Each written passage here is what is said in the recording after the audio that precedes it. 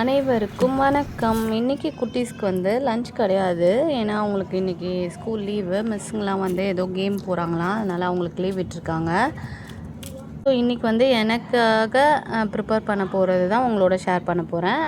நான் வந்து எனக்கு ஒர்க்குக்கு எடுத்துகிட்டு போகிறது எப்படி, பசங்களையும் என்னோட அழைச்சிட்டு போகும்போது என்னெல்லாம் கொண்டு போவேன், இதுதான் வந்து இன்றைக்கி நான் உங்களோட ஷேர் பண்ண போகிறேன். ஃபஸ்ட்டு வந்து லஞ்சுக்கு கேரட் சாதம் செய்யலாம் அப்படின்னு சொல்லிவிட்டு அதுதான் ஃபஸ்ட்டு ரெடி பண்ணியிருந்தேன். கேரட் சாதம் செய்கிறதுக்கு கேரட் திருவி வச்சுட்டு வெங்காயம், பச்சை மிளகாய் இது ரெண்டுத்தையும் கட் பண்ணி வச்சாச்சு. இதுக்கப்புறம் சிம்பிளாக கடலைப்பருப்பு போட்டு தாளிப்பு கொடுத்துட்டு அதுக்கப்புறமா திருவின கேரட்டை போட்டு கேரட் வந்து வெந்ததும் சாப்பாடு போட்டு இது கூட மிக்ஸ் பண்ணிட வேண்டியதான், அவ்வளோதான். இது வந்து ரொம்ப ஈஸியான சிம்பிளான கேரட் சாதம் ரெசிபி தான். உங்கள் குட்டீஸ் வந்து மோஸ்ட்லி வந்து காய்கறி சாப்பிட மாட்டாங்க அப்படின்னா இந்த மாதிரி பொரியல் மாதிரி செஞ்சுட்டு அதுலேயே வந்து சாப்பாடை மிக்ஸ் பண்ணி நீங்கள் லஞ்ச் பாக்ஸ்க்கு பேக் பண்ணி கொடுத்துடலாம். எப்படி இருந்தாலும் அவங்க அதை சாப்பிட்டு தான் வீட்டுக்கு வருவாங்க.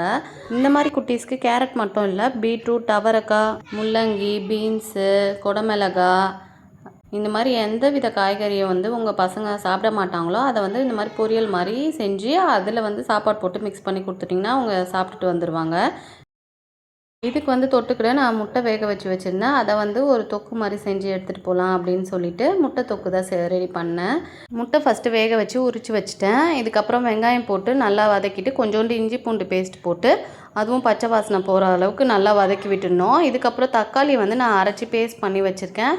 தக்காளி பேஸ்ட்டையும் ஊற்றி நம்மளுக்கு மிளகாத்தூள், நம்ம கறி மசாலா இந்த மாதிரிலாம் கூட யூஸ் பண்ணால் நல்லா ஃப்ளேவர்ஃபுல்லாக இருக்கும். நான் இன்றைக்கி வந்து கொஞ்சமாக குழம்பு மிளகாத்தூள் மட்டும் போட்டு மஞ்சத்தூள், உப்பு போட்டு நல்லா மிக்ஸ் பண்ணி விடுறேன்.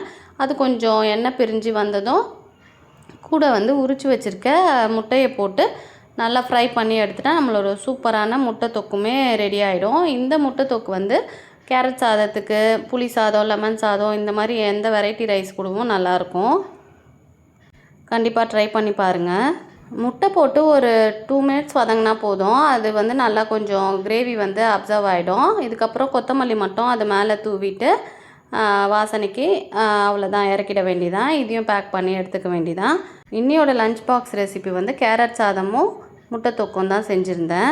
பசங்களையும் என்னோட அழைச்சிட்டு போகலான்னு பார்த்தா அவங்க ரொம்ப நேரம் தூங்கிட்டு இருந்ததுனால அம்மாவை கொஞ்சம் நேரம் இருக்க சொல்லிவிட்டு அதுக்கப்புறம் நான் லஞ்ச்லாம் எடுத்துகிட்டு போயிட்டேன். அவங்கள ரெடியாகி வர சொல்லியிருந்தேன்.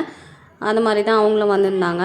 இன்றைக்கி வந்து என்னென்ன நான் எடுத்துகிட்டு போனேன்னு பார்த்தீங்கன்னா கேரட் சாதம், முட்டை தொக்கு, பசங்களுக்கு ஸ்நாக்ஸ்க்கு வந்து வெள்ளரிக்காய், பசங்களுக்கும் சேர்த்தே வந்து நான் லஞ்ச் பேக் பண்ணி எடுத்துக்கிட்டேன். தனித்தனியாக வச்சா தான் அவங்கவுங்க டிஃபன் பாக்ஸில் இருந்தால் தான் கரெக்டாக சாப்பிட்டுப்பாங்க, அதனால் அப்படி வச்சுட்டேன். போமோகிரானட் ஜூஸ் வந்து வச்சுருந்தேன். அப்புறம் லாஸ்ட்டாக பார்த்திங்கன்னா இது எடுக்கிறதுக்கு மறந்துட்டேன். இதுதான் லாஸ்ட்டாக வந்து மீதி இருந்தது, அதனால் இந்த 3மே நான் பேக் பண்ணி எடுத்துகிட்டு போயிட்டேன்.